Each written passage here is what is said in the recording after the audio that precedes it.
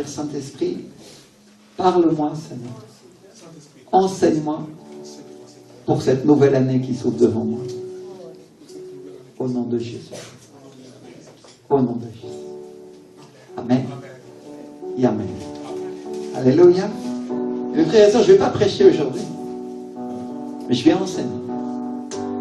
Parce que il y a quelque chose que Dieu a mis dans mon cœur cette semaine et que je voudrais vous partager. Alléluia. Et je crois que c'est un avertissement de la part de Dieu à cause des choses qui vont venir sur cette église. À cause des choses qui vont venir. Alléluia. Je vois que chacun d'entre nous puisse être attentif et comprendre de quoi on est en train de parler. Que ces choses, ce n'est pas pour se décourager, mais c'est au contraire pour éviter d'être découragé. Amen. Alléluia. On va prendre ensemble le livre de Matthieu, chapitre 13, versets 53 à 58. Alléluia. Un petit signe que vous avez trouvé. Matthieu, chapitre 13, versets 53 à 58. Chacun a une Bible. Si tu n'as pas de Bible, approche-toi d'un vrai croyant, quelqu'un qui a une Bible. Alléluia. Dis avec moi, je suis un vrai croyant. Amen. Alléluia. Ah, merci Seigneur. Oh, Georges, il est en forme aujourd'hui. Gloire à Dieu. Merci Seigneur. Alléluia. Versets 53 à 58. Lorsque Jésus eut achevé ses paraboles, il partit de là, s'étant rendu dans sa patrie. Dis avec moi, sa patrie. Il enseignait dans la synagogue, de sorte que ceux qui l'entendirent étaient étonnés et disaient: d'où lui viennent cette sagesse et ces miracles? N'est-ce pas le fils du charpentier? N'est-ce pas Marie qui est sa mère? Jacques, Joseph, Simon et Jude ne sont-ils pas ses frères? Et ses sœurs ne sont-elles pas toutes parmi nous? D'où lui viennent donc toutes ces choses? Et il était pour eux une occasion de chute. Mais Jésus leur dit: un prophète n'est méprisé que dans sa patrie, dans sa maison. Et il ne fit pas beaucoup de miracles dans ce lieu à cause de leur incrédulité. Dites avec moi, leur incrédulité. Alléluia. Et donc mes frères et sœurs, il faut savoir une chose par rapport au contexte. Je voudrais vraiment expliquer ces choses-là. Que beaucoup des gens qui étaient dans la synagogue étaient de la famille et des voisins de Jésus. Et ils l'avaient vu grandir. C'est-à-dire ils avaient été proches de lui à un moment ou à un autre. Et mes frères et sœurs, nous devons comprendre une chose: quand nous sommes trop proches parfois des gens de l'esprit ou des gens de l'onction, des gens de la foi, qu'est-ce qui se passe? Ça peut être une pierre d'achoppement pour nous. Parce qu'eux, ils étaient en train de dire: on connaît sa famille, on sait qui il est. Comment lui pourrait avoir de tels pouvoirs?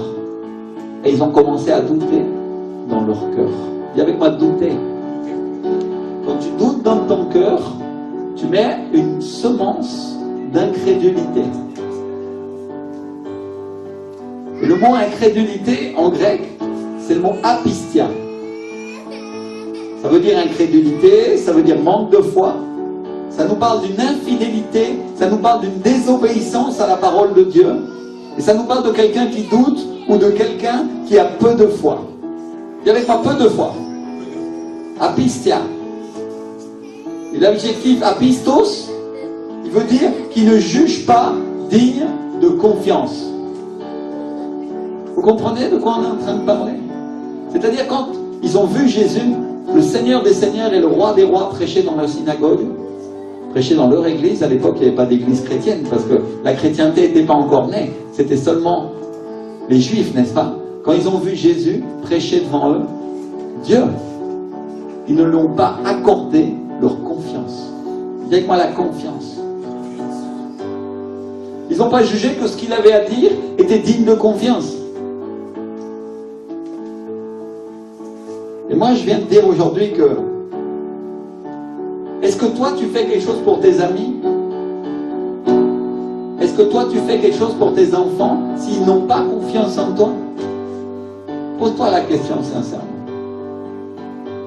Si ton petit garçon ou ta petite fille vient te voir et te dit: papa, j'ai pas confiance. Ce que tu me dis, c'est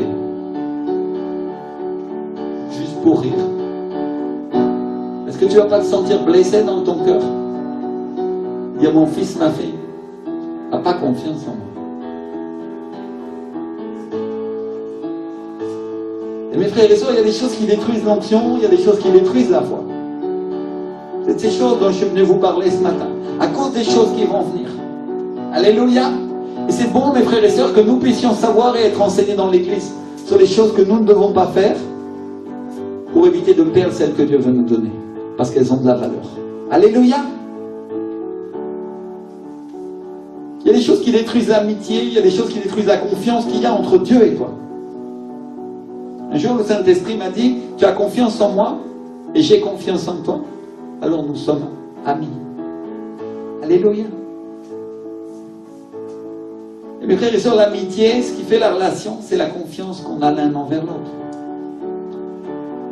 Tu n'es pas ami avec quelqu'un à qui tu ne fais pas confiance. Et l'amitié se transforme et devient une grande source de bénédiction et de provision. Si toi aussi, tu lui fais confiance. Alléluia. Dis avec moi, la confiance, c'est réciproque. C'est pas que je peux être ami avec Cédric, mais Cédric, il n'est pas ami avec moi. Ça marche pas. Comme ça. C'est à double sens, non? Amen. Et moi, la confiance. Alléluia. Donc, tu ne peux pas être ami avec Dieu et Dieu pas ami avec toi. Tu ne peux pas avoir confiance en Dieu et Dieu pas avoir confiance en toi. Ou Dieu avoir confiance en toi et Dieu pas avoir et toi pas avoir confiance en lui.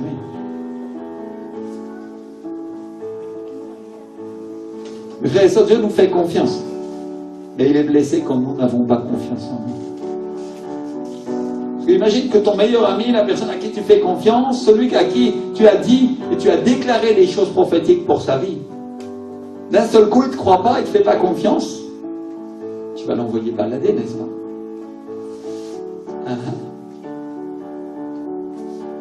Mets-toi à sa place un instant. Mets-toi à la place de Dieu. Parce que mon frère, ma soeur, tu dois savoir qu'il y a des choses qui détruisent l'amitié. Il y a des choses qui détruisent la confiance. Et l'incrédulité, c'est quelque chose qui détruit l'onction. C'est quelque chose qui va détruire la foi. Ça détruit ce qui a le pouvoir de vaincre le monde, c'est-à-dire ta foi. Alléluia. Ah, Seigneur. L'incrédulité, c'est le poison qui empêche Dieu d'agir. Mes frères et sœurs. Et donc le Fils de Dieu est Dieu lui-même, le Roi des rois et le Seigneur des seigneurs, Jésus-Christ de Nazareth, ne pouvait rien faire parce que ses amis et les membres de sa famille ne croyaient pas en lui. Tu crois que ton pasteur, il va pouvoir faire plus que chez eux? Mon frère, ma soeur, la foi, l'incrédulité. La foi, l'incrédulité sont deux ennemis. Ils ne marchent pas ensemble. Et la foi, c'est important, c'est même capital. Parce que la Bible nous dit, et le Seigneur Jésus nous dit lui-même, tout est possible à celui qui croit. Amen. Alléluia. Alors mes frères et sœurs, cette semaine, je me suis mis à penser à ceux qui manquaient de foi. À tous ceux qui ne croyaient pas quand ils recevaient une parole de Dieu, que ce soit une parole prophétique ou tout simplement en entendant la parole aussi quand elle est exposée, en entendant les promesses. Je me suis souvenu de comment ça me décourageait comme pasteur, comment ça m'affectait en tant que serviteur de Dieu quand j'entendais leur manque de foi, quand j'entendais leur incrédulité. Et avec moi, l'incrédulité, c'est contagieux. C'est une maladie contagieuse. Ça tombe bien parce que ma femme, elle a un nouveau métier cette année. Le Seigneur l'a bénie en 2018.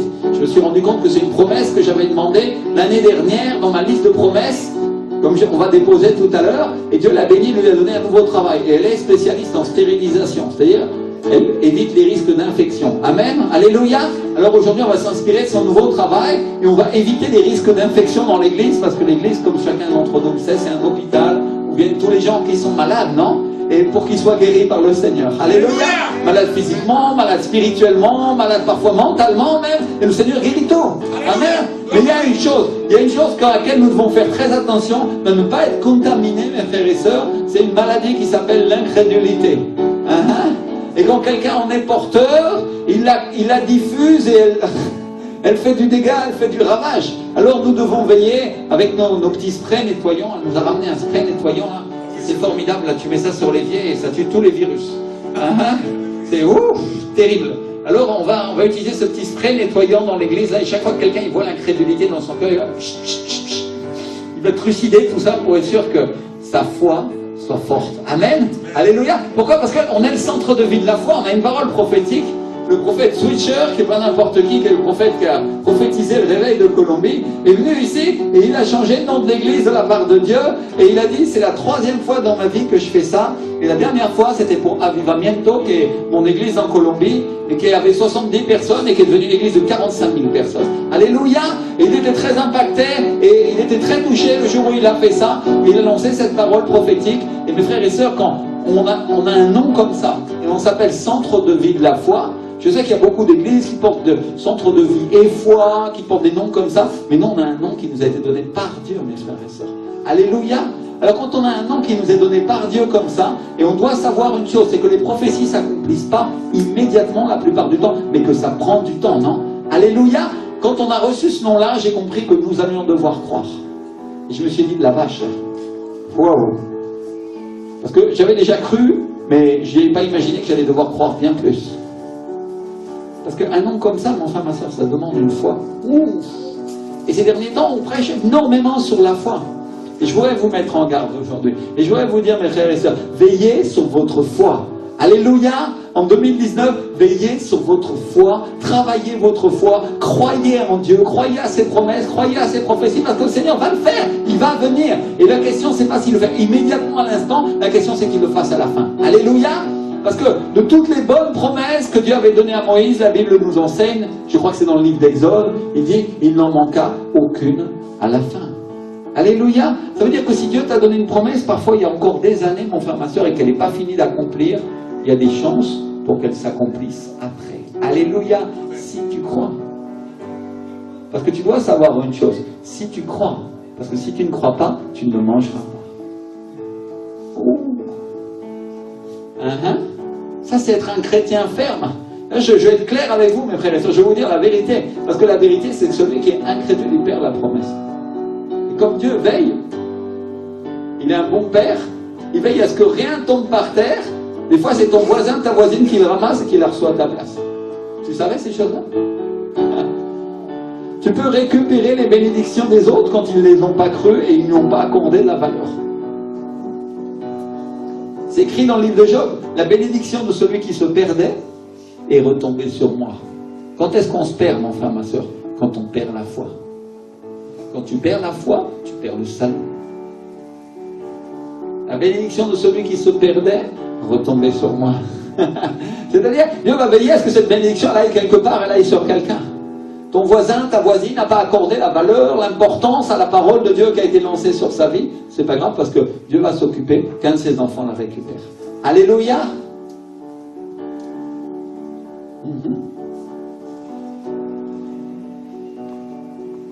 Et donc je me suis souvenu comme pasteur de comment ça me décourageait moi aussi. Quand j'entendais les gens qui étaient incrédules. Quand j'entendais leur manque de foi. Et je veux parler des chrétiens, hein, je ne parle pas des gens du monde. Parce que les gens du monde, ça c'est sûr, ils ne croient pas. Ils vont croire, alléluia, et nous on va croire qu'ils vont croire, mais la réalité c'est qu'aujourd'hui, ils ne croient pas.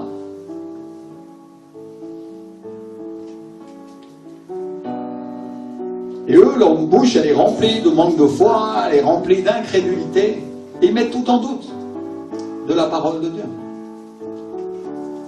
Et quand ce manque de foi affecte l'Église, quand les choses du monde commencent à rentrer dans l'Église, elles rentrent dans les oreilles et dans le cœur des chrétiens, quand ça sort de leur bouche, forcément, ça m'affecte. Ah. Je veux dire, je croyais que mon pasteur était Superman. Il volait avec une cape et il était parfait. Et non, mon frère, ma soeur.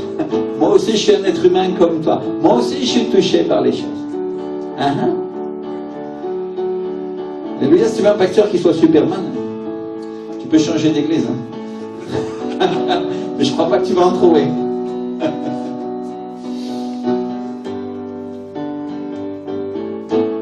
Donc si ça m'affecte comme pasteur, imagine-toi comment ça affecte Dieu. Parce que si l'Esprit de Dieu est attristé, il se peut que tu ne reçoives pas tout ce qu'il a pour toi. Alléluia. Combien il y en a ici qui se rendent compte que leur attitude avec Dieu parle plus pour eux que tout ce qu'ils veulent dire?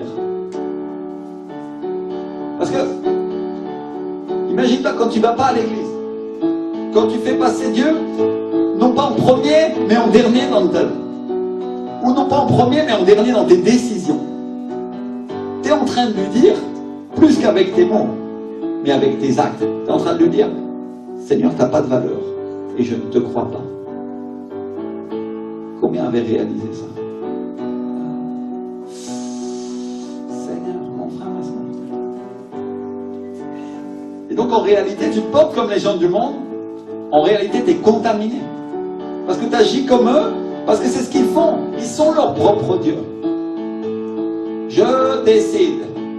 Moi, je, et pas lui, il. Ouh, Seigneur. Et non seulement ils ne veulent pas de Dieu, mais ils le font taire avec leurs attitudes, ils le font taire avec leur bouche, ils le font taire avec leurs actes, parce qu'ils ne veulent pas de lui. Et l'Esprit de Dieu est affecté. Et qu'est-ce qui se passe quand l'Esprit de Dieu est affecté? Vous trouvez ça dans l'Ancien Testament, où il dit, je ne contesterai pas toujours avec l'homme, mais ses jours seront de 120 ans. Qu'est-ce qu'il a fait, le Seigneur? L'Esprit du Seigneur, quand il en avait marre de discuter avec les êtres humains, parce qu'il ne voulait pas faire ce qu'il lui disait, il a dit, ben alors, ils vont mourir. Parce qu'au lieu de vivre 900 et 1000 et plus années, ils vont vivre que 120. Et aujourd'hui, il n'y a même pas une grand-mère qui a du mal à dépasser 90 ans parfois. À combien est morte la mienne? 98, non? 96. Ouh. Et elle a vécu longtemps. Et elle ne s'est pas repentie. Malheureusement. Mon frère, ma soeur, quand l'Esprit du Seigneur est attristé, vous savez ce qui se passe? Il s'en va. Tout simplement. Et sans lui, on ne peut rien faire. Parce qu'il faut savoir une chose avec le Saint-Esprit.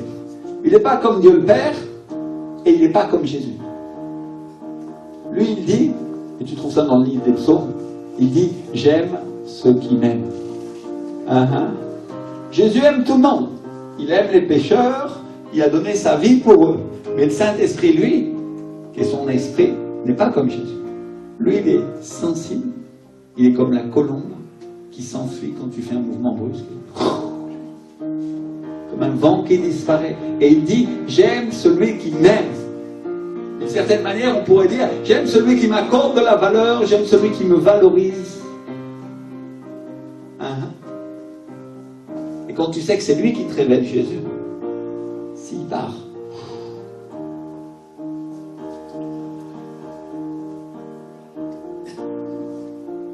et donc le Saint-Esprit ne va pas rester si la personne lui montre qu'elle ne veut pas de lui. Et Jésus non plus d'ailleurs. Parce qu'on voit que Jésus, dans la synagogue, il ne reste pas. Tout de suite après, il s'en va. Et il va prêcher l'évangile ailleurs. Et il multiplie les pains, il multiplie les poissons, et il rencontre Pierre. Simon-Pierre. Il le rencontre au milieu du lac. Et là encore, il est question de foi. Dites-moi de foi. Tout de suite après, il y a des miracles. Tout de suite après, il est question de foi dans des circonstances difficiles. Dites-moi de foi. Et il est question d'obéir à la parole de Dieu. Il est question de la croire. Au milieu de la pire tempête que rencontrent les disciples, il est question de croire. Parce que je connais beaucoup de chrétiens, je connais beaucoup de croyants, quand tout va bien, ils sont là tous. Gloire à Dieu, nous sommes dans une église bénie, frères et sœurs. Toute la bénédiction qui tombe sur nous. Et le jour où il vient un problème, le jour où il y a une difficulté, ils ne sont plus là, plus assis dans l'église. Et ils disent, non, non, ces gens-là... Qu'est-ce que tu penses que Jésus pense de toi si tu fais ça? Les disciples étaient dans la même situation. Et ils ont dû croire. Amen. Est-ce que tu crois que les disciples seraient restés avec Jésus s'ils n'avaient pas cru? Non, Dieu les avait choisis parce qu'ils avaient reçu en eux la capacité de croire. Amen. Et toi aussi, tu as été choisi et tu as reçu en toi la capacité de croire. Mais le Seigneur te dit aujourd'hui, si tu n'actives pas cette capacité de croire, tu ne pourras pas rester. Vous comprenez ce que j'essaye de dire? Dieu t'a donné, mais c'est à toi de l'utiliser. Hein? Ça, Dieu ne va pas le faire pour toi, mon frère, ma soeur. C'est à toi d'entretenir ton royaume, d'entretenir la puissance que Dieu t'a donnée, de la foi, pour croire. Amen. Alléluia.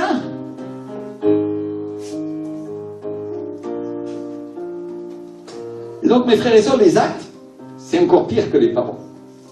Parce que quand un frère ou une sœur a une attitude qui montre à Dieu qu'il n'a pas envie d'être avec lui, ou qu'il n'accorde pas de valeur à ce qu'il dit, ou qu'il n'accorde pas de valeur à ses conseils, ça peut être le début d'une descente aux enfers, comme certains d'entre nous ont déjà connu.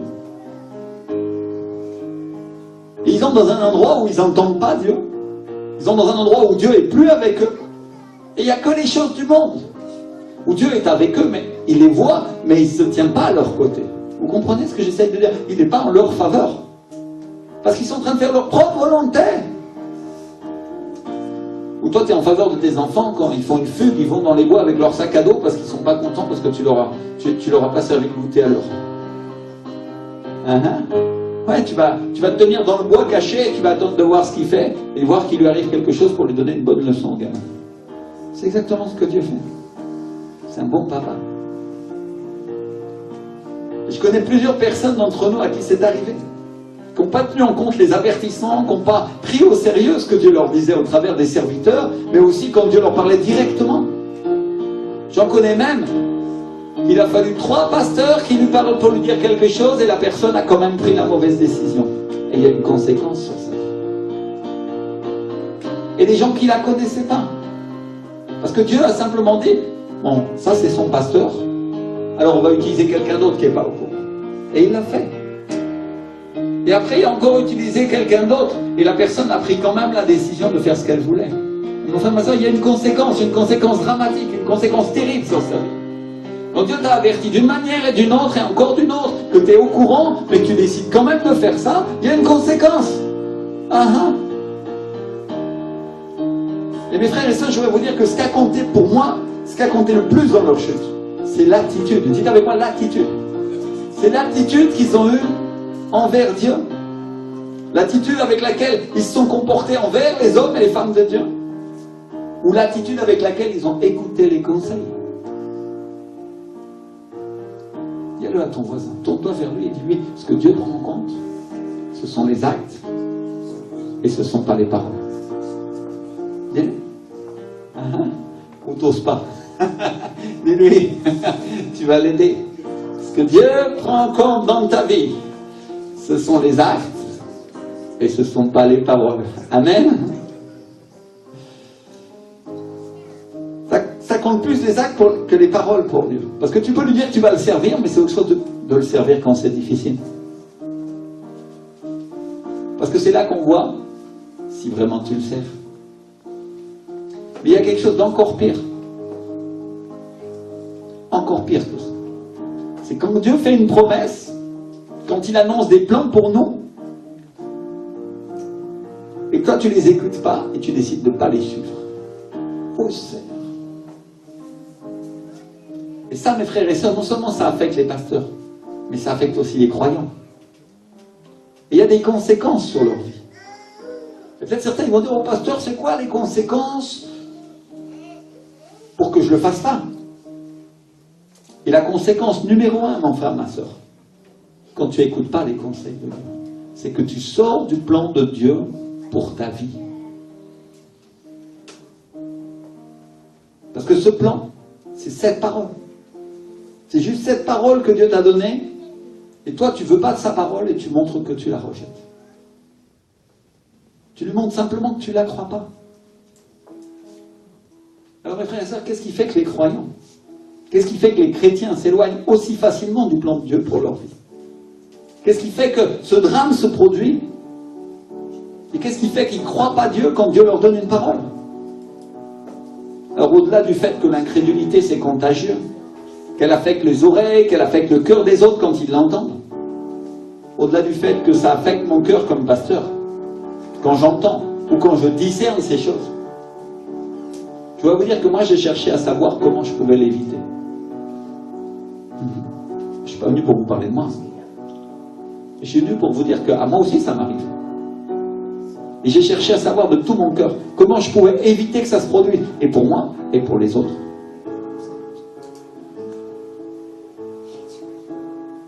Et cette semaine, parce que j'ai vu, parce que j'ai entendu un manque de foi dans certaines personnes, alors qu'ils avaient des grandes promesses, alors qu'on a des grandes promesses, je suis resté prostré pendant plusieurs jours sans savoir quoi dire à Dieu.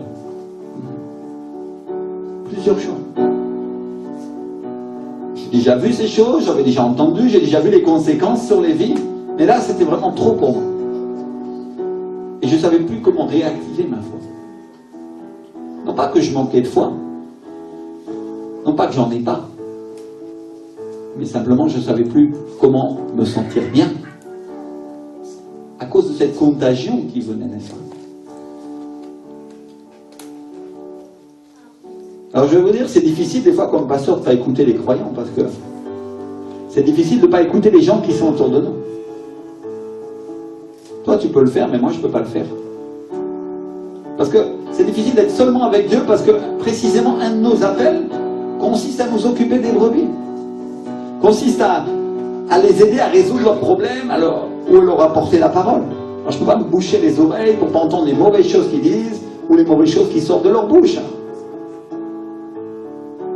Mon ami, le pasteur Sanchez, c'est le pasteur qui invite le prophète Switcher à Paris. Lui, il a trouvé la solution, il est très cool. Il a dit aux croyants, quand vous venez me voir avec une parole positive. Parce que mes oreilles, c'est pas une poubelle. Il n'a pas tort. Mais il ne parlait pas du conseil spirituel que tu vas donner aux gens, bien sûr. Il parlait des commentaires que parfois les gens font sur les choses de la foi, après le culte, ou des choses comme ça, non? Vous comprenez de quoi on parle? Parce que bien sûr, quand une personne a des problèmes, c'est normal qu'elle vienne voir son pasteur, elle dise, pasteur, je suis désespéré, mon mari m'a quitté. Ben oui, il faut bien le dire, non? Et le travail du pasteur, c'est de faire le travail pour que la personne reçoive le conseil de la part de Dieu et soit élevée et édifiée. Et ça va marcher. Mais je parle de quand une personne reçoit une parole et tout de suite après, il sort de sa bouche quelque chose qui dit « Ah non, c'est pas possible. » Incrédulité. Manque de foi.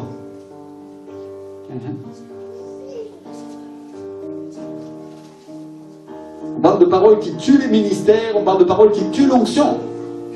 Écoute bien ce que je dis, mon frère, ma soeur. Parce que tu vas le trouver dans pas mal d'églises, ce genre de choses.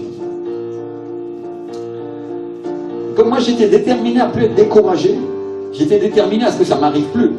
Et j'étais déterminé à ce que ça ne m'affecte plus. Mais que comme pasteur, j'ai soin des gens, je voulais trouver une solution. Au fond de mon cœur, je voulais trouver une solution à leur manque de foi. Ouais, c'est ça qui est terrible quand on est pasteur. On aime les gens et on veut les aider quand même. D'autres, ils diraient, bon écoute, reste dans ton problème. Mais le pasteur, il ne peut pas faire ça. Il y a quelque chose dans son cœur qui dit, de la part de Dieu, qui dit non. Qu'est-ce que je peux faire pour l'aider? Il commence à clamer à Dieu.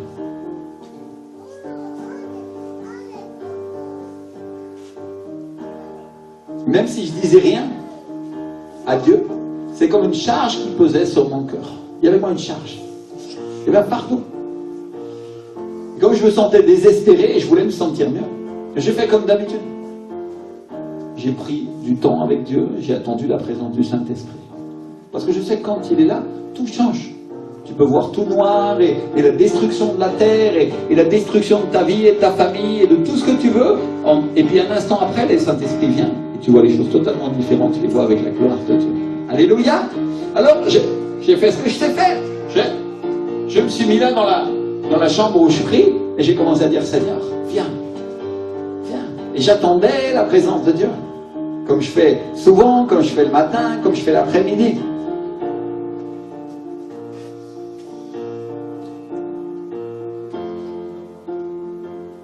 Et dans le fond de mon cœur, je n'avais pas exprimé ces choses-là, mais je ne m'en étais même pas rendu compte. Mais je voulais savoir aussi ce que je pouvais faire pour ces gens-là.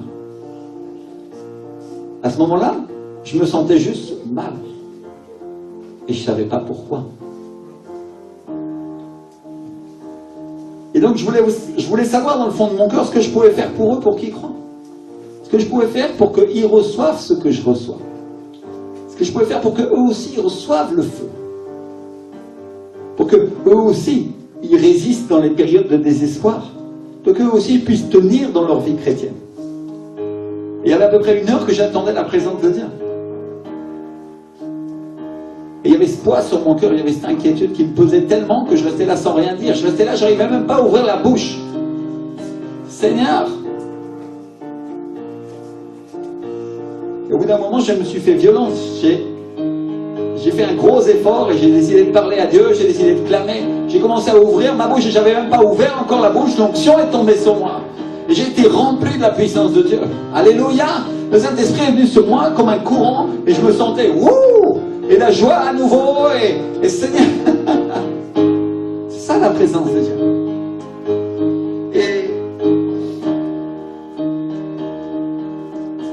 Et je recevais la force. Et à ce moment-là, j'ai commencé à dire, oh Seigneur, oui, je veux plus d'onction pour pouvoir résister à ça. C'est ça qui est sorti de ma bouche. Mais le Saint-Esprit, au lieu de me donner plus d'onction, il a commencé à me parler. Et il a commencé à faire une réponse. Et il m'a dit, il ne me trouve pas parce qu'il ne me cherche pas. Enfin, ma soeur, je veux que tu comprennes que le Saint-Esprit prend soin des croyants, il prend soin de ton cœur. Il prend soin de mon cœur comme pasteur, mais il va prendre soin de ton cœur aussi. Et des questions que tu n'arrives même pas à formuler, tu ne sais même pas que tu les as, mais regarde bien ce que le Seigneur fait. Parce qu'il répond à une question que je n'ai pas exprimée, mais qui était là, plutôt que de répondre à une demande, donne-moi plus d'onction, Seigneur. Parce que pour lui, c'était plus important de résoudre, de rétablir la confiance que de me donner plus de force. Et avec ma confiance, la confiance, c'est la foi.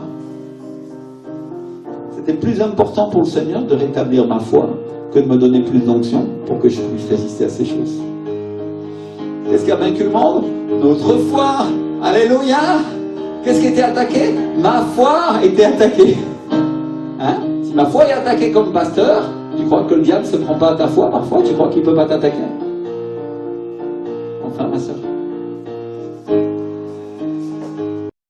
Parce qu'il ne me cherche pas. C'est-à-dire, il est en train de dire, il ne me croit pas. Ils n'arrivent pas à me croire parce qu'ils ne me cherchent pas. Et ils ne comprennent pas ce que je leur dis parce qu'ils ne me connaissent pas. Parce qu'ils ne passent pas de temps avec moi. Parce que sinon ils entendraient ma voix, sinon ils la prendraient au sérieux, sinon ils la comprendraient. C'est ça la réponse du Seigneur pour moi. Alléluia. Vous savez, il y a quelque chose d'incroyable avec la présence du Saint-Esprit. Il te parle 1 seconde et après tu peux faire une prédication tout entière et écrire un livre sur tout ce qu'il t'a dit. Parce qu'il te parle de 10 manières en même temps et tu reçois la révélation qui commence à se développer dans ton cœur et tu t'aperçois qu'il y a cet aspect-là, il y a encore celui-là, il y a encore celui-là, parce qu'il est Dieu. Il te parle 1 seconde, il te parle 2 secondes et il y a tellement de choses que tu as appris. Ouh, ça vaut la peine d'attendre. Ça vaut la peine de le chercher. C'est-à-dire, le Seigneur est en train de me dire d'une certaine manière, ils n'obtiennent pas ce que j'ai pour eux parce qu'ils ne le croient pas. Et ils ne le croient pas parce qu'ils ne cherchent pas. Et ils ne croient pas parce qu'ils ne passent pas de temps avec moi. Mes frères et sœurs, tout est contenu dans cette réponse de Dieu. Tout est là. Et quand il a dit ça, il parlait des croyants, il parlait des chrétiens. Pourtant la Bible nous dit, Jésus lui-même nous dit, celui qui demande reçoit, celui qui cherche trouve, et à celui qui frappe, on ouvre. Alléluia, c'est écrit dans le livre de Matthieu. Si tu cherches Dieu, tu vas le trouver. Si tu frappes à sa porte, tu vas le trouver. Alléluia. Si tu lui demandes quelque chose, tu vas le recevoir. Alors qu'est-ce qui fait que cette vérité n'arrive pas à passer dans leur vie? Qu'est-ce qui fait que la voix de Dieu ne passe pas, que certains croyants ne reçoivent pas? Qu'est-ce qui fait qu'ils croient un instant et l'instant d'après ils se découragent? Et la réponse est simple, mes frères et sœurs, parce qu'ils entendent d'autres voix. Ils entendent la voix de l'homme, ils entendent la voix du diable, ils entendent la voix du monde. Et toutes ces voix-là sont des voix d'incrédulité, mon frère, ma sœur. Dis avec moi, incrédule. Incrédulité. Les frères et sœurs, on doit comprendre une chose. La foi vient de ce qu'on entend, et ce qu'on entend vient de la parole de Dieu. C'est ce que la Bible nous enseigne, n'est-ce pas? Donc ça dépend de ce que tu écoutes. Tout dépend de ce à quoi tu accordes du crédit. Si tu accordes du crédit à la ruine, si tu accordes du crédit au manque d'argent, à la maladie, alors c'est tout ce que tu vas récolter, mon frère, ma soeur.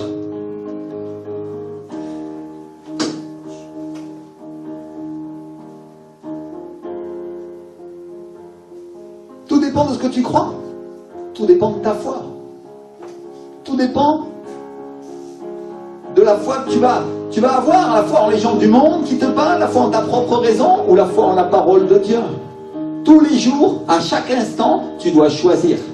Tous les jours, tu es placé dans une nouvelle situation et tu entends la voix du diable, tu entends la voix du démon. Oh, il ne se présente pas, il ne dit pas je suis le diable, tu vas me croire. Non, il te dit regarde, ta vie est ruinée, tu n'y arriveras pas. Et tu sens ça, et tu dis ah la vache, on m'a viré de mon travail aujourd'hui. Hein? Tu dis oh, je suis fichu. Et il y a la voix de Dieu derrière, tout en petit, qui te dit mais je suis avec toi et je vais te donner un meilleur poste.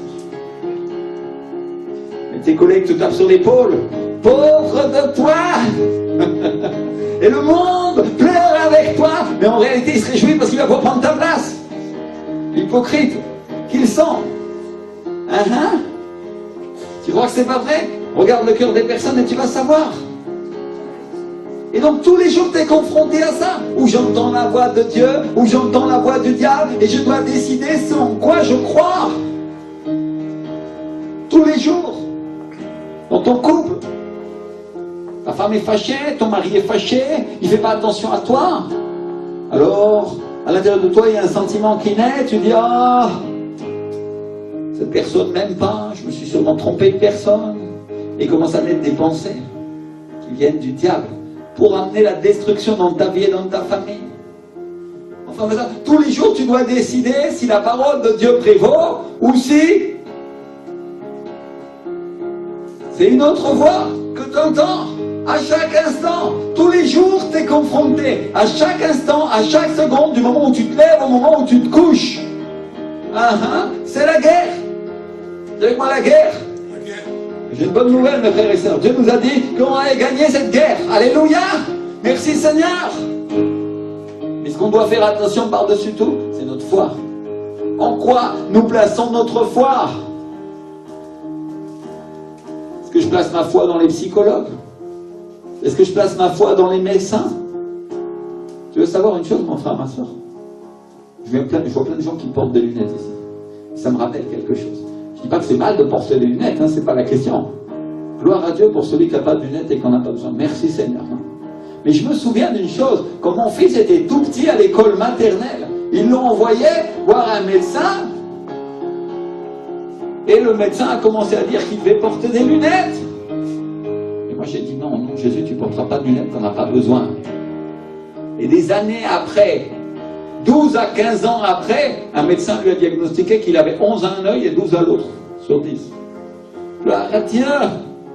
Enfin, ma soeur, ta foi. Ta foi. Je ne te dis pas de faire des folies, je ne te dis pas de contredire les médecins tous les 5 minutes juste pour le plaisir de les contredire comme ils font certains religieux. Oh bon docteur, tu sais, mon Dieu est plus grand. Oui, ton Dieu est plus grand, mais est-ce que tu as la foi pour croire en ça? Ça c'est la question, non?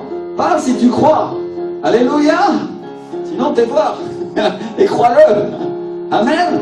Mais la réalité, ce en quoi tu crois va influencer les circonstances, va influencer tes problèmes, va influencer le changement d'atmosphère dans ta maison ou partout où tu vas. Alléluia. C'est dans ce en quoi tu crois. Donc la question aujourd'hui, c'est que c'est le moment d'être radical. C'est le moment d'être radical avec Dieu. En 2019, déclare avec moi, je suis radical. Alléluia. En 2019, je crois seulement en ce que Dieu me dit, et pas ce que le monde me dit, pas ce que mes sentiments et mes émotions me montrent, pas ce que l'autre personne dans mon couple me dit, forcément, mais ce que Dieu a dit, je le crois. Alléluia. Mon mari, ma femme peut être très sage, ça peut être un homme de Dieu extraordinaire, une femme de Dieu extraordinaire, mais quand il dit quelque chose qui est contraire à la parole, alors je crois à la parole. Amen. Alléluia. On est d'accord? Hein? Tu n'arriveras pas forcément à le convaincre l'autre. La question c'est que toi tu crois. Merci Seigneur. Et si tu le convaincs, gloire à Dieu. Alléluia. Merci Seigneur.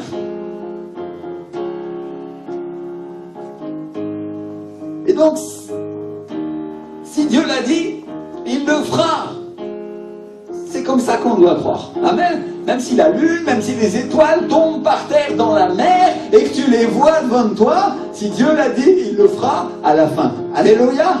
Et tu sais, mon frère, ma soeur, il y a une chose que j'ai appris dans toute ma vie chrétienne. Dieu, c'est un Dieu du dernier moment. Il attend que j'ai plus de force. Il attend que je sois épuisé. Il attend que je crois que c'est la fin. Et là, il vient et il accomplit tout ce qu'il a promis. Alléluia. Ouh, c'est pratiquement toujours comme ça. Il a attendu que Lazare meure pour pouvoir le ressusciter. Avant, il aurait pu aller le guérir de sa maladie et tout ça. Mais Lazare, jusqu'à son dernier souffle, et c'était terminé et Dieu l'a ressuscité. Alléluia. Donc il y a des rêves qui sont parfois morts en nous, mais que Dieu va ressusciter, il va ramener à la vie. Parce que Dieu accomplit toujours à la fin ce qu'il nous a promis, ce qu'il a dit. Amen.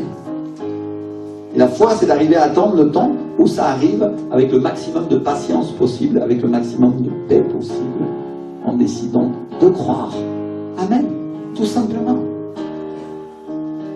Merci Seigneur. Donc quand on entend la parole fraîche qui vient du Seigneur, qui vient du Saint-Esprit, ça fait que ta foi s'active et qu'elle commence à devenir forte. Parce que c'est quand tu commences à passer du temps avec lui que tu vas entendre sa voix. Alléluia. Pourquoi le Saint-Esprit a dit « Il ne me trouve pas parce qu'il ne me cherche pas ». Ça comprend, ils ne reçoivent pas ce qu'ils demandent, ça comprend, ils ne comprennent pas ce que je leur dis parce qu'ils ne passent pas de temps avec moi. Pourquoi? Parce qu'ils ont besoin que leur foi s'active dans sa présence. Alléluia. Ils ont besoin que l'onction leur révèle, ils ont besoin que la présence du Saint-Esprit leur révèle tous les plans que Dieu a pour eux. Si tu ne passes pas de temps avec Dieu, si tu n'es pas proche de lui, mon frère, ma soeur, il y a beaucoup de choses que Dieu a lancées, va t'envoyer, que tu vas passer à côté, tu ne vas pas les comprendre. Et tu vas les perdre, et c'est un autre que toi qui va les ramasser. Parce que la réalité, c'est que Dieu est en train d'envoyer des cadeaux, et des cadeaux, et des cadeaux, et des cadeaux, et des cadeaux, et toi c'est là, et tu es là, et la question c'est est-ce que tu sais les attraper par la foi? Alléluia.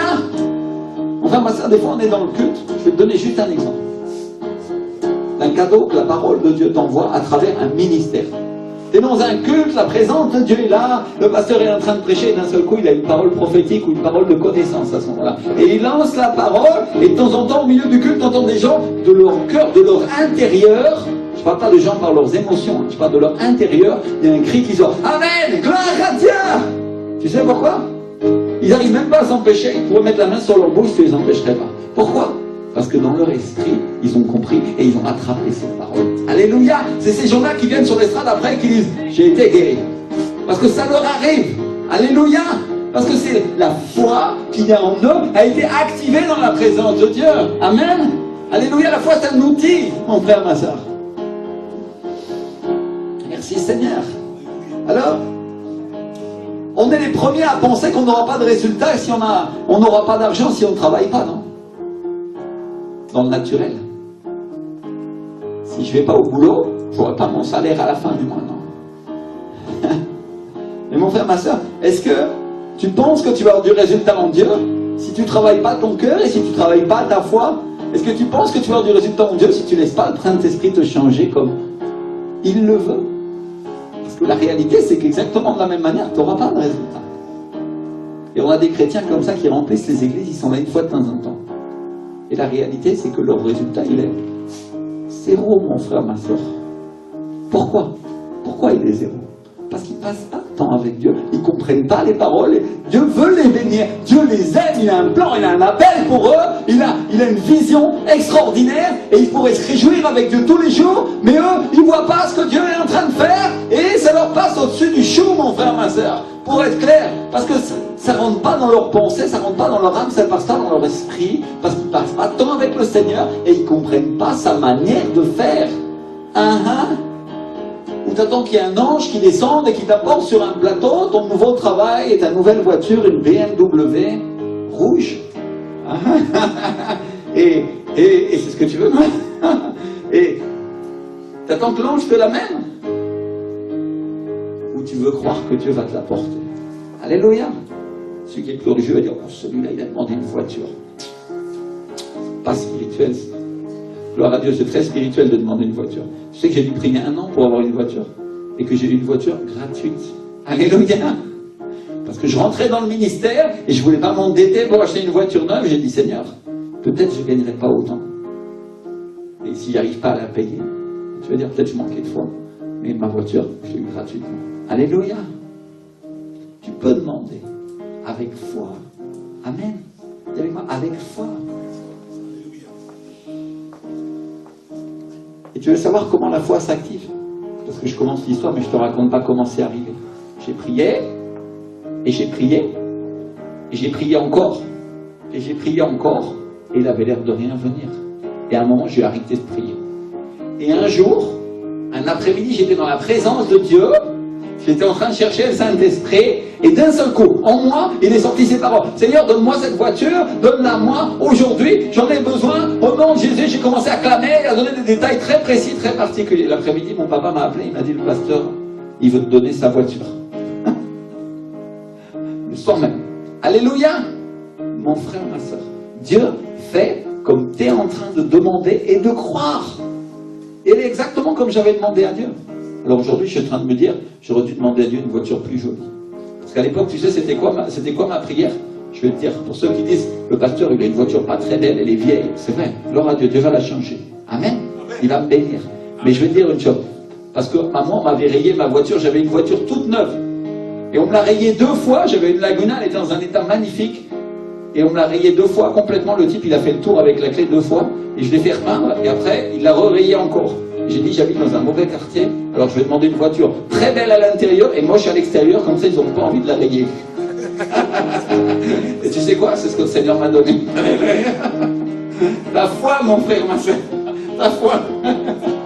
Tu vois, c'est là que tu sais que ton pasteur c'est un homme pratique. Des fois je pense au côté pratique de la voiture, elle va être puissante, elle machin, mais je regarde pas que, oui, il faudrait qu'elle soit jolie, ça c'est ma femme. Elle le regarde le design. Alors, il faut qu'on prie ensemble, chérie, parce que c'est comme ça qu'on obtiendra mieux, non? Alléluia, parce que le mariage c'est une équipe et on a tendance à pas penser à ces choses-là. Souvent, l'autre complète la partie que tu n'as pas. Hein? Merci Seigneur. Alléluia. Donc, mes frères et sœurs, on doit comprendre une chose. C'est que Dieu, c'est pas une assistante sociale. Dieu, c'est pas le Père Noël qu'on va obtenir sans effort. Aujourd'hui, on va faire une liste, mais c'est pas une liste au Père Noël, c'est une liste à Dieu.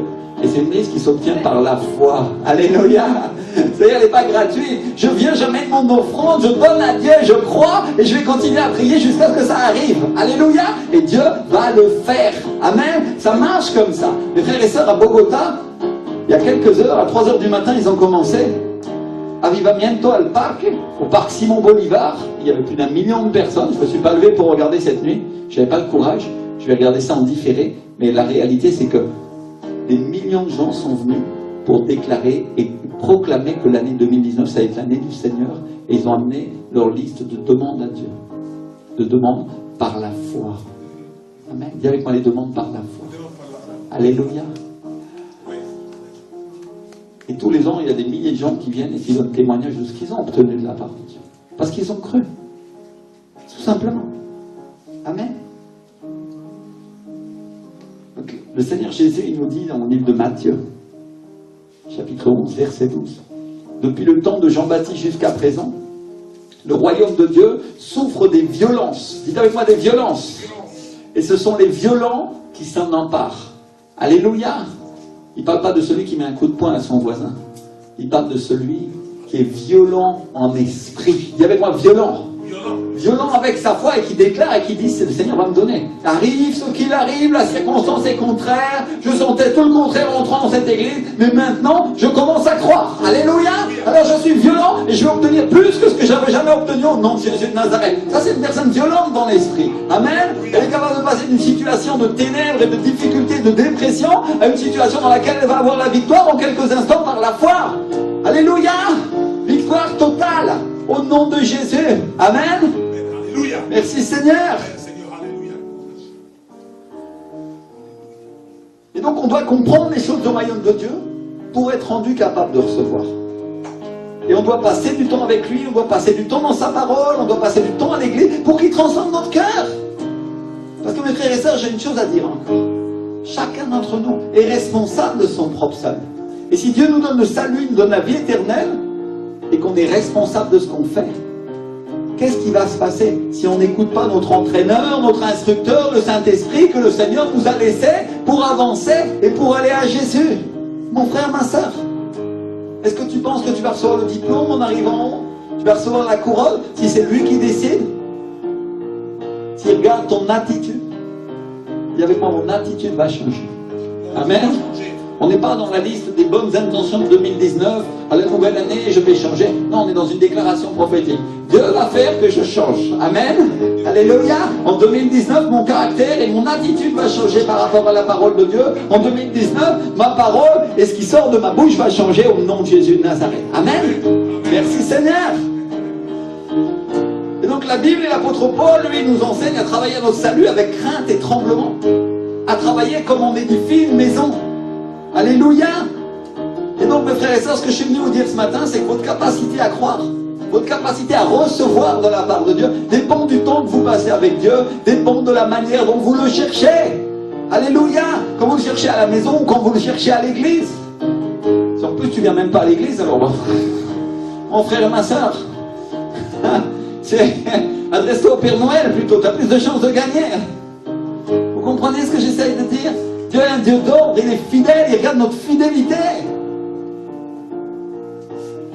Amen. Et donc en 1 Timothée, l'apôtre Paul exhorte Timothée, son fils spirituel, à agir conformément aux prophéties qui ont été faites sur lui, et à combattre le bon combat, à garder la foi et une bonne conscience. Et ensuite il dit une chose, il dit cette conscience, quelques-uns l'ont perdue et ils ont fait naufrage par rapport à la foi.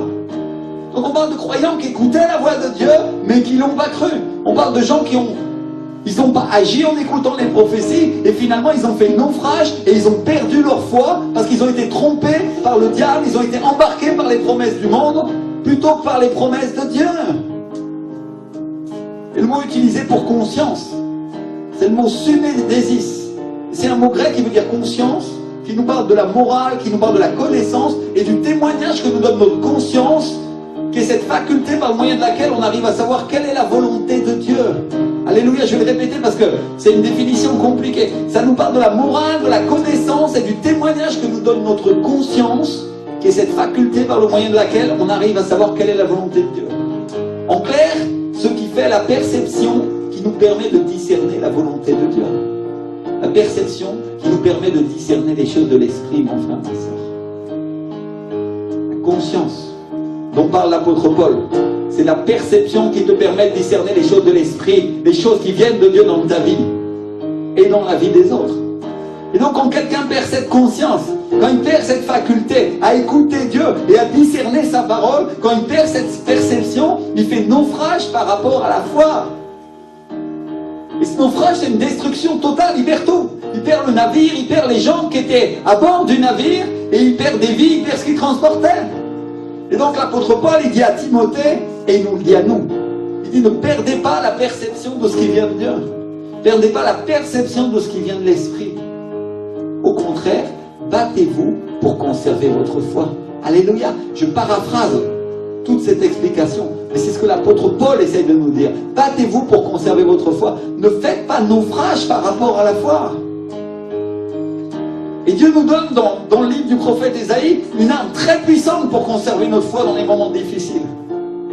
Parce que en Ésaïe 26 au verset 3, au moment où Dieu nous donne une prophétie sur les temps de la fin, où il fait une promesse dans laquelle il dit « Confiez-vous en Dieu à perpétuité, croyez-le à perpétuité parce que sa promesse s'accomplira toujours. » Mais juste avant, il fait une autre promesse où il dit à celui qui est ferme dans ses sentiments, c'est Ésaïe 26 verset 3, à celui qui est ferme dans ses sentiments, tu assures la paix parce qu'il se confie en toi. Dis avec moi, celui qui est ferme. Celui qui est ferme. Et le mot utilisé pour paix, c'est le mot shalom, qui est un mot hébreu qui veut dire sûr, heureux, en bonne santé, prospère, qui prend aussi le sens de pâture délicate, de paix, d'être sauvé et d'être victorieux. Donc à qui le Seigneur assure cette paix? À celui qui se confie en lui. Alléluia, à celui qui a confiance, à celui qui croit. C'est à lui qu'il assure la paix shalom, la paix, la prospérité et la victoire. Alléluia. Le traducteur en français dans la Bible, Louis II, il a commis une petite erreur de traduction, parce que le mot utilisé pour sentiment, c'est le mot yetzer, qui est un mot hébreu qui veut dire conception, condition, dessein, œuvre et pensée. Et donc on devrait lire à celui qui est ferme dans sa conception des choses, à celui qui est ferme dans ses desseins, à celui qui est ferme dans ses œuvres. Alléluia, combien font des œuvres pour Dieu? On parle des œuvres de l'esprit, on ne parle pas des œuvres de la chair, bien sûr. À celui qui est ferme dans sa pensée, tu lui assures la paix, shalom, tu lui assures d'être prospère, d'être heureux, d'être en bonne santé, d'être riche et victorieux dans l'église pendant tout le temps qu'il attend la promesse, pendant qu'il confie en toi. Alléluia. Est-ce qu'on comprend mieux le verset dit de cette manière-là? Et le mot utilisé pour ferme, c'est le mot samak, qui est un mot grec qui veut dire étayer, mettre des étais, mettre des appuis, on pourrait dire, comme on met dans les mines, se soutenir, et littéralement ça veut dire s'appuyer, avoir confiance, persévérer, se reposer en. Et j'aime beaucoup la Bible Reina Valera en espagnol, elle nous aide à comprendre, parce qu'elle traduit, tu garderas en complète paix, shalom, celui dont la pensée persévère en toi. Alléluia. Qu'est-ce qui va être riche, prospère et heureux et rempli du Saint-Esprit dans l'Église? Celui dont la pensée persévère dans les choses de Dieu. Alléluia. Celui dont la pensée s'appuie sur les choses de Dieu. Celui qui met des étais. Quand on met un étai dans une mine, c'est pour éviter que la mine s'effondre. Et on met des poutres énormes là qui vont revenir à la montagne pour pas qu'elle nous tombe dessus. Mon frère, ma soeur, parce que cette poutre est énorme. Et le Seigneur te dit, je suis avec toi et je suis bien plus fort que le monde. Alléluia. Quand tu appuies ta pensée sur lui et que tu persévères en elle, tu vas être riche, heureux, béni, prospère, shalom dans l'église. Alléluia. Et partout où tu iras. Merci Seigneur. Et quand on parle de confiance, on parle de foi. Quand le Seigneur nous parle de paix, il nous parle d'avoir la paix avec lui, bien sûr, et il nous parle du salut, il nous parle d'avoir la paix face aux circonstances, d'avoir la paix face aux épreuves. Et donc le Seigneur est en train de dire à celui qui persévère, à celui dont la pensée est remplie de Dieu, à celui qui persévère en lui, à celui qui persévère dans sa parole, celui qui persévère dans ses plans, à celui qui persévère dans ce que le Seigneur a dit, je lui assure la paix. Alléluia. Shalom. Je lui assure la prospérité. Il va être riche, il va être heureux, il va être tranquille. On parle de richesse spirituelle et de richesse terrestre. Dieu lui accorde toutes ces choses s'il croit. Alléluia. Parce que la Bible dit qu'il te soit fait selon ta foi. Alors s'il y en a qui disent, moi je reçois que les richesses célestes, tu auras que les richesses célestes, mon frère, ma soeur. S'il y en a un qui dit, je vois que les richesses terrestres, il sera bien malheureux, mais il aura que les richesses terrestres. Mais le Seigneur te donne les deux. Alléluia. Alors pourquoi tu vas te priver de l'un ou de l'autre, mon frère, ma soeur, si Dieu te donne absolument tout? Si le ciel et la terre lui appartiennent. Et si tu as été fait héritier de toutes choses, dit la parole. Alléluia. Je suis sûr qu'en ce moment, on est en train de dériver des arguments religieux dans l'église. Des choses dans la pensée qui nous vont dire, oh non, je ne mérite pas cette bénédiction. Je ne mérite pas que Dieu m'enrichisse. Je ne mérite pas que Dieu me donne de l'argent. Non, non, non. Le Seigneur te dit, tu mérites parce que j'ai payé pour toi. Alléluia. Tu mérites d'être heureux. Tu mérites d'être prospère. Tu mérites de manger des pastos delicados, dit la parole de Dieu. C'est pâture délicate. Tu mérites de manger les meilleures paroles de la part de Dieu. C'est ce que le Seigneur t'assure, cette paix. Alléluia. Si ta pensée persévère en lui, si elle s'appuie sur lui dans les épreuves, si elle s'appuie sur lui dans la difficulté, si elle s'appuie sur lui dans le manque de connaissance, et tu es là et ta pensée est là, et tu sens le découragement, mais tu dis, mais le Seigneur m'a promis. Alléluia. Mais le Seigneur m'a dit. Mais le Seigneur va faire. Parce qu'il est écrit. Alléluia. Et mon frère, ma soeur, tu sais ce qui se passe? T'emportes la victoire. Amen. Dis avec moi, j'emporte la victoire. Gloire à Dieu. Alléluia. Mes frères et sœurs, comme cet esprit-là. Oui, il est là. Et oui, il nous accorde la victoire. Merci Seigneur. Alléluia. Par contre, à celui qui ne persévère pas, la Bible et le Seigneur Jésus lui-même l'appelle inconstant dans toutes ses voies. Et elle dit qu'il est semblable comme au flot de la mer, qu'un tel homme qui doute de cette manière ne croit pas qu'il va recevoir quelque chose du Seigneur. Alors mon frère, ma soeur, je te le dis, et mon pasteur le dit aussi très clairement, il dit si tu es inconstant, il n'y a rien pour toi. Rien.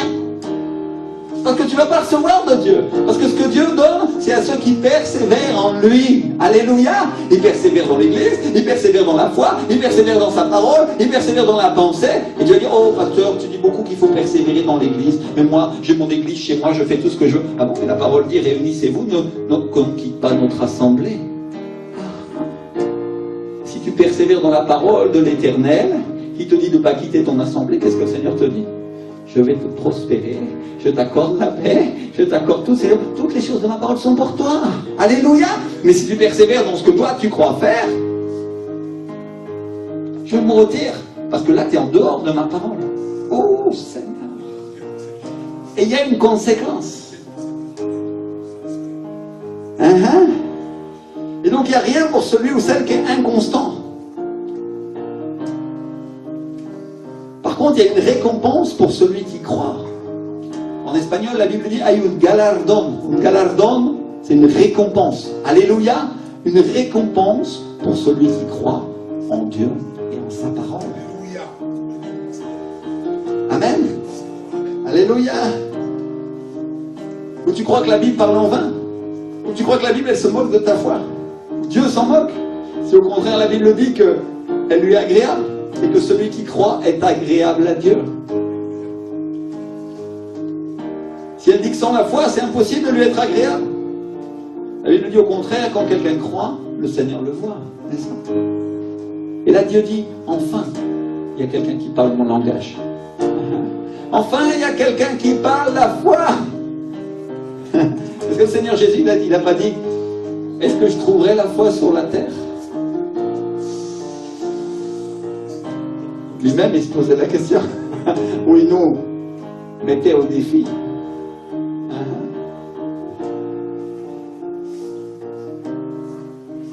Et donc, mes frères et sœurs, la foi, c'est le langage de Dieu. Et il ne parle aucun autre langage. Il ne comprend pas les plaintes. Il ne comprend pas les excuses. Il réagit à la foi et uniquement à la foi. C'est-à-dire, oui, bien sûr, il va avoir compassion de toi quand tu te plains. Oh, il va peut-être te prendre dans ses bras, mais ça ne va pas faire qu'il va te sauver ou qu'il va te libérer. Et quand tu dis, Seigneur, je crois, et que c'est vrai, mon frère, ma soeur, alors tu vas avoir le salut, alors tu vas avoir la bénédiction, alors tu vas avoir la libération. Parce que tu crois à sa parole, parce que tu passes du temps avec lui. Amen.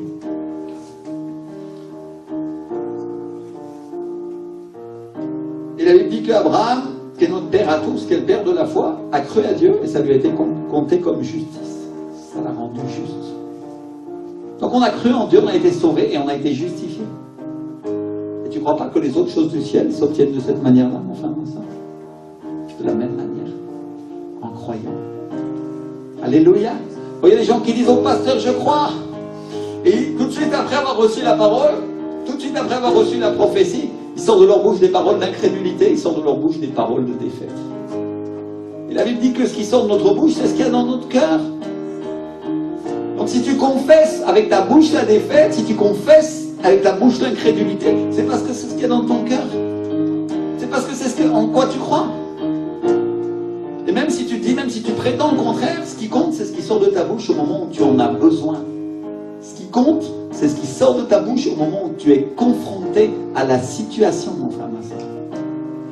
Parce que c'est là, à ce moment-là, que tu as l'occasion d'emporter la victoire. C'est à ce moment-là que tu as l'occasion de faire sortir la puissance de Dieu par le moyen de ta bouche en faisant une proclamation de la foi. Une proclamation qui vient de l'esprit. Quand ton collègue te dit « Qu'est-ce que tu vas faire maintenant pour payer ton loyer maintenant que tu es viré ?» et que dans l'esprit vient une parole en toi qui dit « Le Seigneur va m'apporter un meilleur travail et je vais avoir encore un meilleur salaire et non seulement je pourrai payer, mais en plus je vais déménager pour avoir un meilleur loyer et un meilleur endroit. Au nom de Jésus. Alléluia. Et la puissance de Dieu sort de ta bouche et commence à s'activer au moment où tu es confronté, que tu allais avoir honte et que tu avais envie de te cacher pour pleurer, mais la puissance de Dieu est sortie de ta bouche. C'était le moment de montrer en qui tu croyais. Alléluia. Parce que les situations ne viennent pas par hasard, mon frère, ma soeur. Elles viennent pour éprouver ta foi, pour que tu sois capable de lâcher une parole qui vient de la puissance de la parole de Dieu. Alléluia. Oh Seigneur. Et tu vas dire au Seigneur, pasteur, combien de fois j'ai pleuré au lieu de proclamer? Combien de fois je me suis lamenté au lieu de prophétiser? Alléluia. Déclare avec moi, en 2019, je vais changer. En 2019, l'Esprit du Seigneur va s'emparer de moi et il sortira des bonnes paroles à la place des mauvaises paroles au nom de Jésus. Alléluia. Merci Seigneur. Alléluia. Gloire à Dieu. Waouh. Et mes frères et sœurs,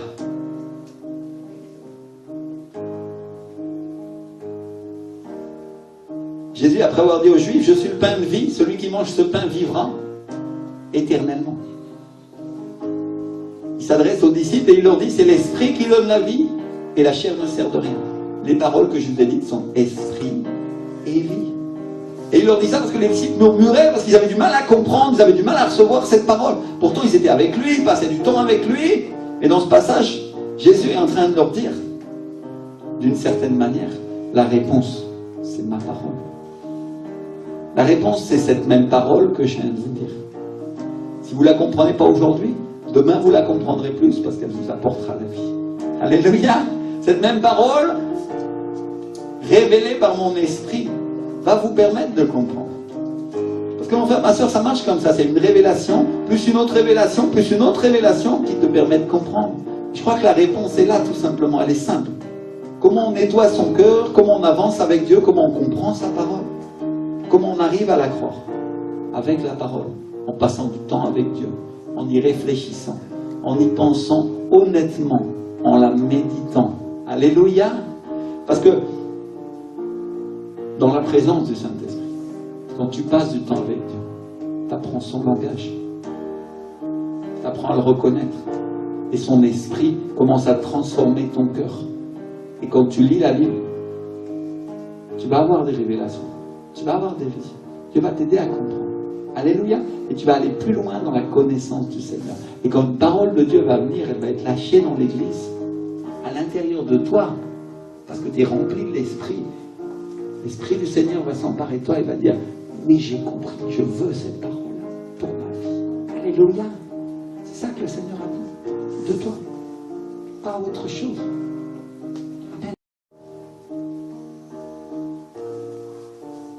Et si tu ne comprends pas comment la parole de Dieu peut te donner la vie, laisse-moi te dire que la parole, c'est l'arbre de vie qu'il y avait au milieu du jardin. Tu veux savoir où était Jésus dans le jardin d'Éden? C'était l'arbre. Il est l'arbre dont les fruits donnent la vie. C'est biblique parce que dans le livre d'Apocalypse, au chapitre 22, tu vas trouver ce même arbre posé au milieu de la ville et le Saint-Esprit est avec lui. Alléluia! Et tu veux savoir comment je sais que Jésus est cet arbre? Parce que dans la parole, il est écrit, comme le Père est vivant et m'a envoyé, et que je vis par le Père, ainsi celui qui me mange vivra par moi. C'est ici le pain qui est descendu du ciel. Il n'en est pas comme de vos pères qui ont mangé la manne et qui sont morts. Celui qui mange ce pain vivra éternellement. Ça c'est Jean 6, 57 et 59. Celui qui mange ce pain vivra éternellement. Il parle du pain de vie, il parle de sa parole. Et dans le livre de Genèse, on trouve en Genèse 3, 22 à 24, voici, l'homme est devenu comme l'un de nous pour la connaissance du bien et du mal. Empêchons-le maintenant d'avancer sa main, de prendre de l'arbre de vie, d'en manger et de vivre éternellement. Enfin, ma soeur, qu'est-ce qui donne la vie éternelle? Les fruits de cet arbre, les fruits de la parole de Dieu. Alléluia! Le fruit de ta foi. Et tu vas trouver ensuite que Dieu a mis les chérubins pour empêcher les gens d'arriver à l'arbre de vie. C'est-à-dire l'homme et la femme ont été séparés de Jésus. Ils ont été séparés de cet arbre qui donne la vie. Et ils ne pouvaient plus y accéder. Et à cause de la croix, on y a accès de nouveau. Alléluia! Amen!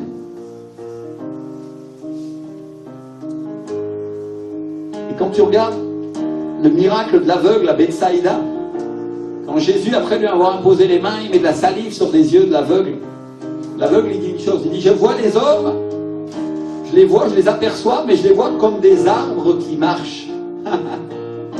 Et donc Jésus lui impose les mains à nouveau, et à ce moment-là, il commence à voir dans le naturel. Et mon frère, ma soeur, je crois que Jésus nous montre dans cette parabole que cet aveugle, il a vu le spirituel avant de voir le naturel. Alléluia! Nous sommes des arbres, mon frère, ma soeur. Et Jésus, c'est cet arbre plus grand qui porte des fruits et qui nous donne la vie. Alléluia! Alors, parfois on est comme cet aveugle. On a besoin du toucher surnaturel de Dieu pour voir les choses d'en haut et pour voir les choses de l'esprit.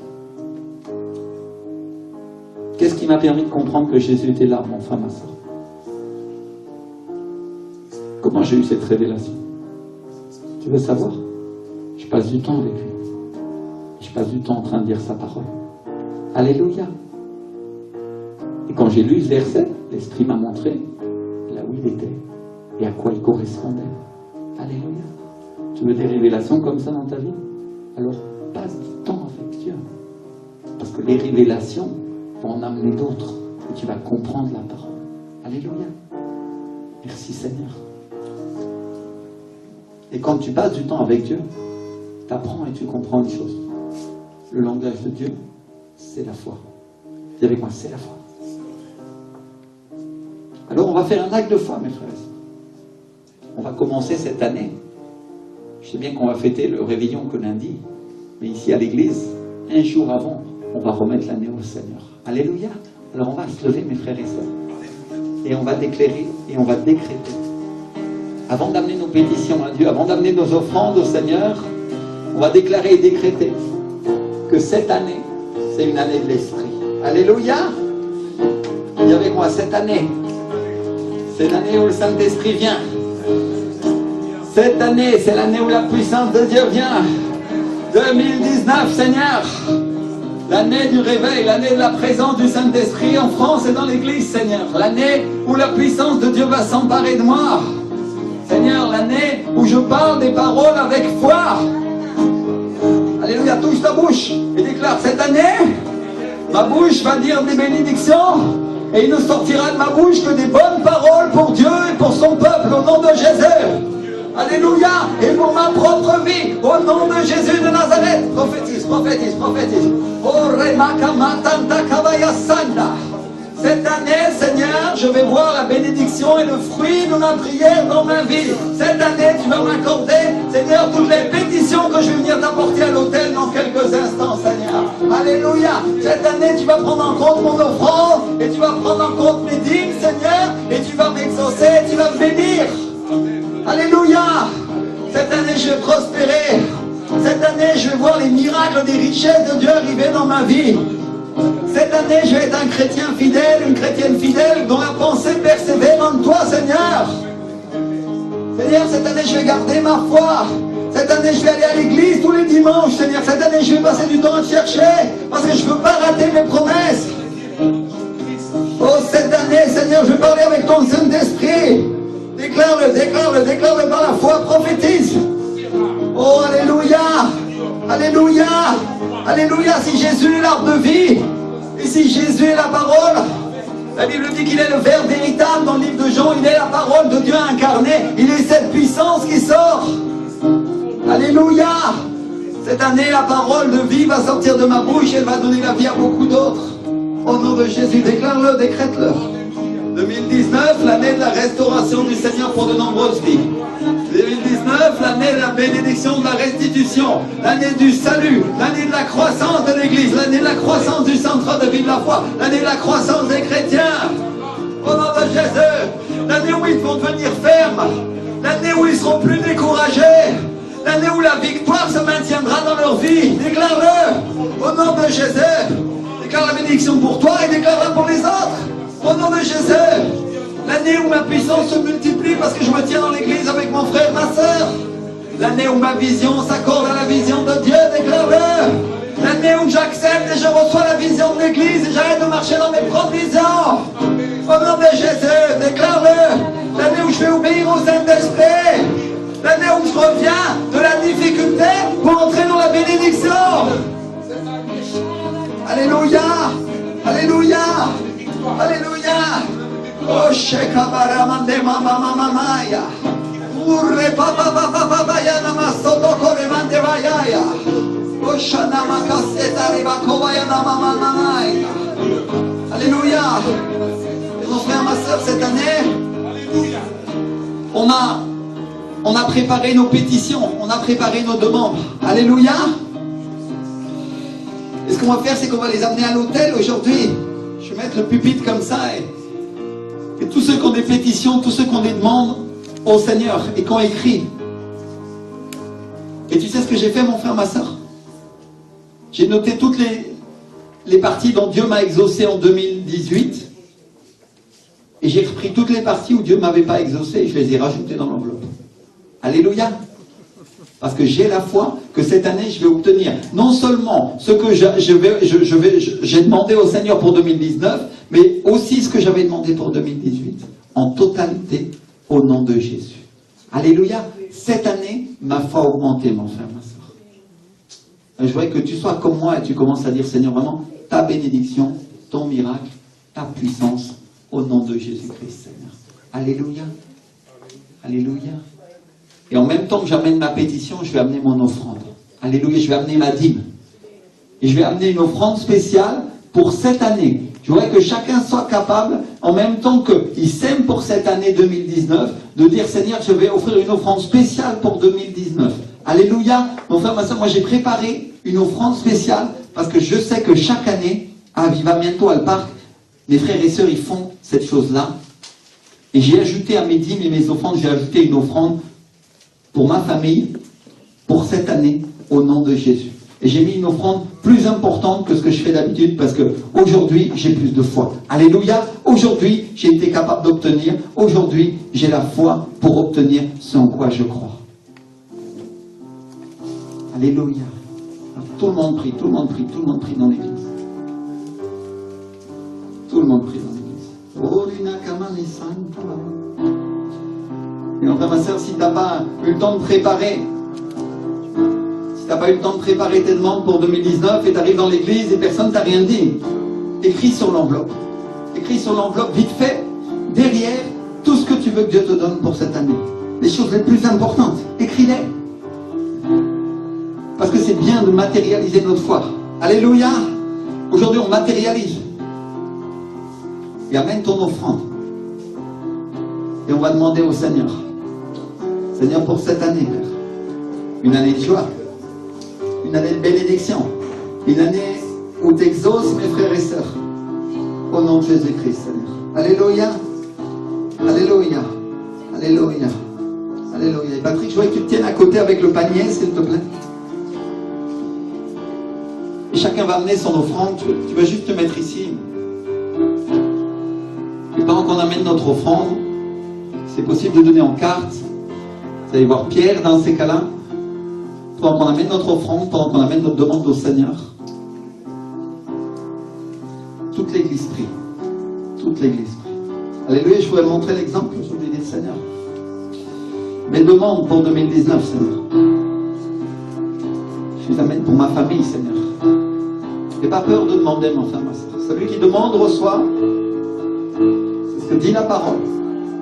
Et tout est possible à celui qui croit. Alléluia. Ah, je voudrais qu'on dise, Seigneur mon Dieu, écoute mes demandes pour l'année 2019.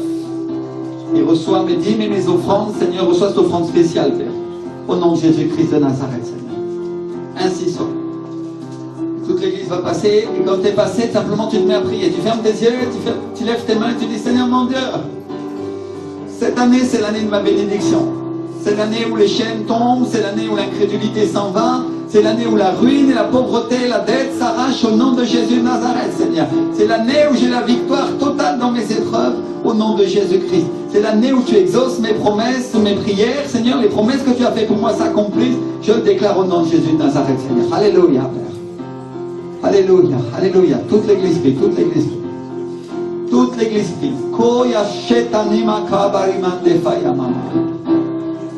N'oublie pas que c'est une offrande pour l'année que tu fais. C'est quelque chose dans lequel tu vas marquer le début de cette année. Avant que l'année 2019 commence, tu es en train de mettre une très grosse offrande devant le royaume de Dieu. Et tu dis, Seigneur mon Dieu, c'est ta puissance, c'est ta gloire mon Dieu. Au nom de Jésus de Nazareth, Seigneur. Alléluia. Et si tu dis, je ne peux pas mettre cette offrande aujourd'hui parce que peut-être mon salaire n'est pas arrivé, peut-être ça va me créer un problème, mais que tu veux donner cette offrande quand même. Alors écris sur l'enveloppe et tu l'envoies par PayPal, tu l'as fait par virement dans la semaine qui vient, quand tu reçois ton salaire, tu fais cette offrande, cette promesse à laquelle tu t'engages avec Dieu. Alléluia. Mais si c'est quelque chose que tu fais par promesse, écris simplement que c'est une promesse. Écris sur l'enveloppe. Seigneur, je ne veux pas rater cette opportunité de donner, Seigneur. Je ne veux pas rater cette opportunité de recevoir. Et en même temps que j'ai des demandes, Seigneur, j'ai aussi des dons. J'ai une offrande, Seigneur. Alléluia. Et j'amène mes dîmes, Seigneur, avant le commencement de l'année, Seigneur. Au nom de Jésus, Seigneur. Pour que tu me prospères, pour que tu me bénisses, pour que tu me fasses grandir, Seigneur. Pour que tu me fasses avancer dans ma foi, mon Dieu. Au nom de Jésus, toute l'église prie, toute l'église prie. Et vous pouvez passer, quand vous avez préparé votre demande à Dieu, vous l'amenez ici sur le pupitre. Et vous posez votre offrande dans le panier. Alléluia. Alléluia. Je vais mettre celle de ma femme. Seigneur, vraiment nous bénissons, Seigneur mon Dieu. Au nom de Jésus, Seigneur. Tu tiens en compte chaque promesse, Seigneur.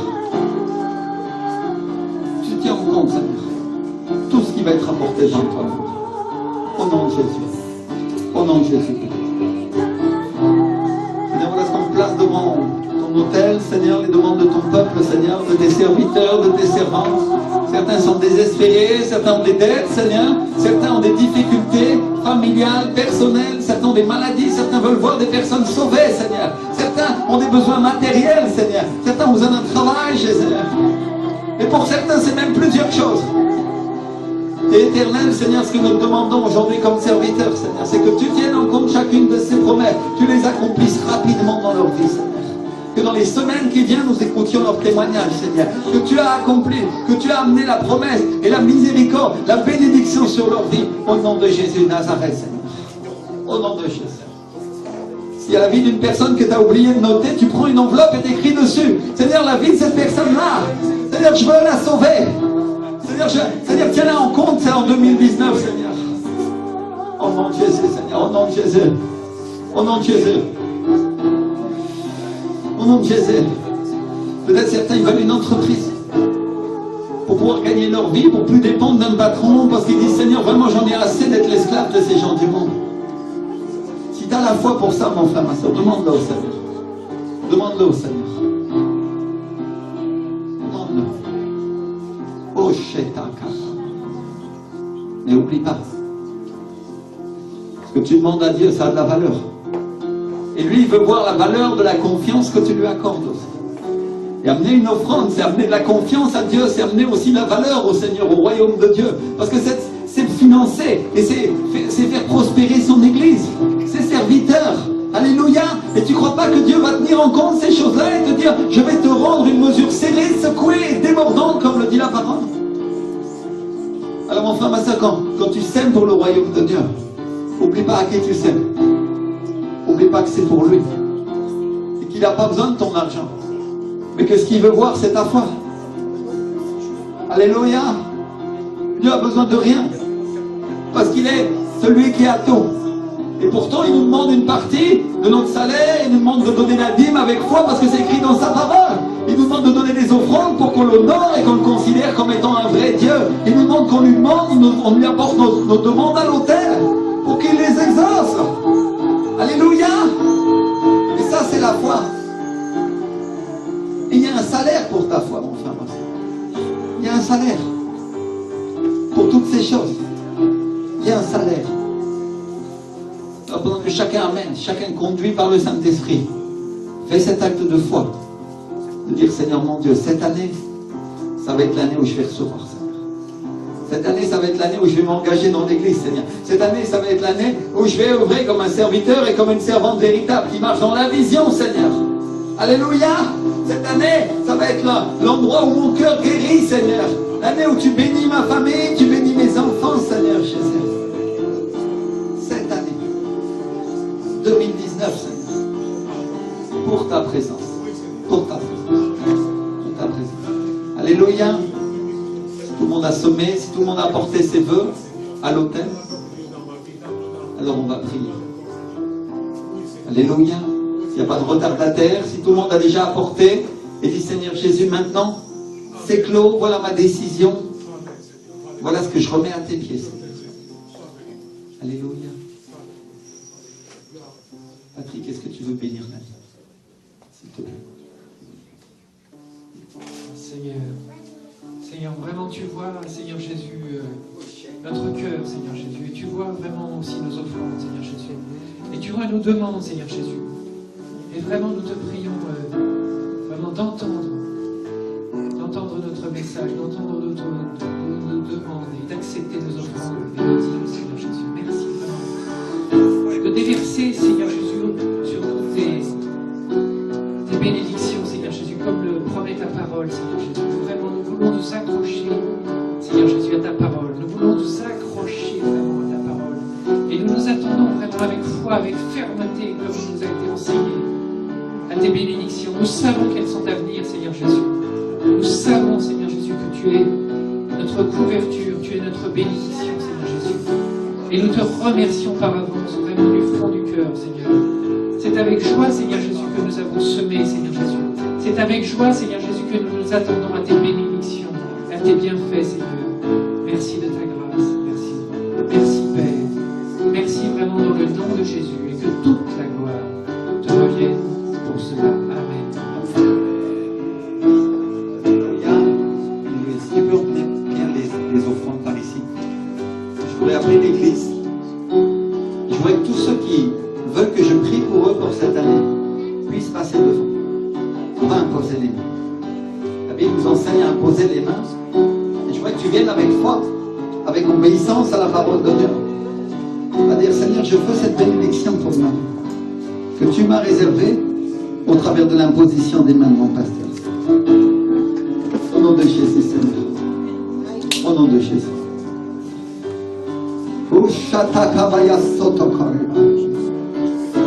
Toute l'église prie, toute l'église prie, toute l'église. 2019, c'est une année de bénédiction. Une année prospère. Une année bénie. Une année remplie du Saint-Esprit. C'est à la foi. C'est à la foi. Juste passe devant. Au nom de Jésus. Au nom de Jésus. Au nom de Jésus. Au nom de Jésus. Au nom de Jésus. Au nom de Jésus. Sois cette bénédiction cette année. Ces gens du Saint-Esprit sur ta vie. Nous sommes fraîches. Liberté dans l'église. Liberté pour servir Dieu. Liberté dans ta foi. Et ta connaissance de Jésus. Au nom de Jésus. Au nom de Jésus. Au nom de Jésus. Au nom de Jésus. Je déclare la victoire cette année. Victoire pour toi. Pour ces enfants, Seigneur, en bénédiction, fraîcheur du Saint-Esprit sur leur vie. Fille rentrée, bénie, dans la puissance de Dieu, Seigneur. Garçon, aussi sont bénis, aussi sont des serviteurs et des servantes. Ils grandiront et prospéreront dans l'Église, ils se marieront et ils auront des enfants. Et ils te serviront, Seigneur. Tu es l'Éternel des armées qui est toi. Tu es le Seigneur. Il n'y a rien d'autre meilleur que toi, Seigneur. Que vivre dans l'Église et dans les enfants qui sont bénis aujourd'hui. Déclare la bénédiction de Dieu. Cette année, Seigneur, la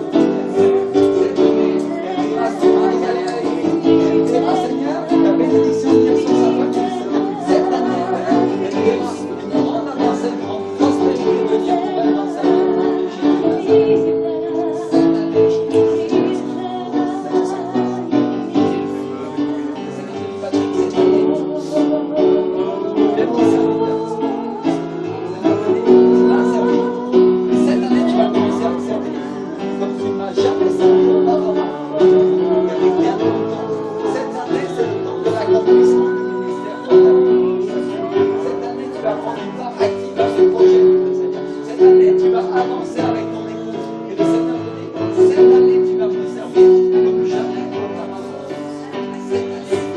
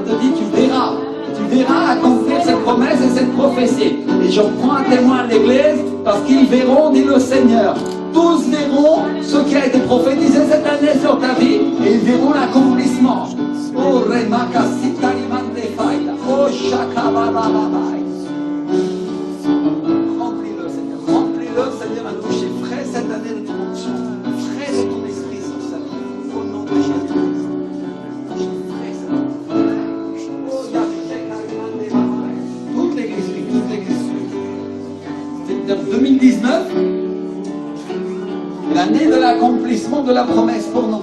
Déclare-le. Déclare-le. L'année où la promesse de Dieu s'accomplit. Je vois que toute l'église se lève, toute l'église prie, et qu'on commence à dire à Dieu, Seigneur, cette année, c'est une année extraordinaire. C'est une année de bénédiction. C'est une année où nous allons voir la liberté de nos proches.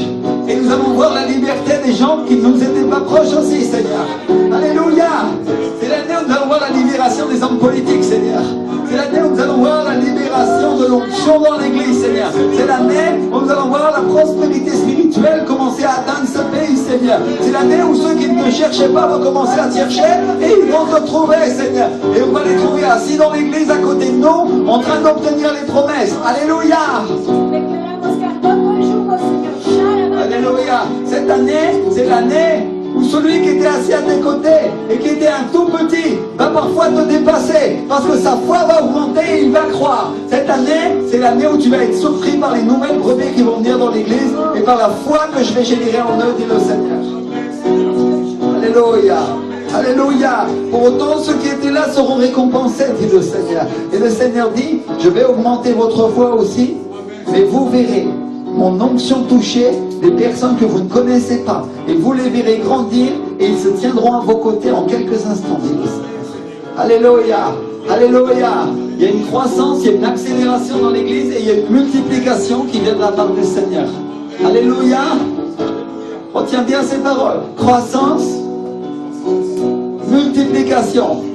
Alléluia. Et accélération dans l'église. Accélération dans les choses de Dieu. Accélération dans l'accomplissement des promesses. Alléluia. Toute l'église prie, toute l'église. Seigneur, on te remet cette année 2019, Seigneur. Pendant que nous allons la fêter avec nos proches, Seigneur. Bénis-nous, Seigneur. Nous voyons ta main puissante avant le premier jour de l'année, au nom de Jésus-Christ. Amen. Et le peuple de Dieu dit Amen. Alléluia. On va applaudir le Seigneur. 2019 pour le Seigneur. Alléluia. 2019 pour Jésus. Au nom de Jésus-Christ. Alléluia. Gloire à Dieu. Merci Seigneur.